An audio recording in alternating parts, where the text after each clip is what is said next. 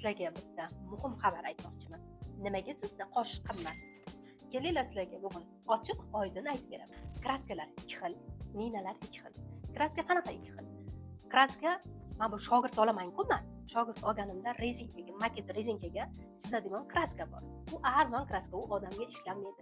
Rezinkaga ana bitta tochkada bitta vulgarni bilinadigan bo'ladi. Ikkinchi kraskamiz esa insonga, badanga uriladi. U kraska maketga urilmaydi. Maketda bilinmaydi ham hattoki. Rezinkada bilinmaydi. Shuning uchun odamda, insonda idealni chiqadi.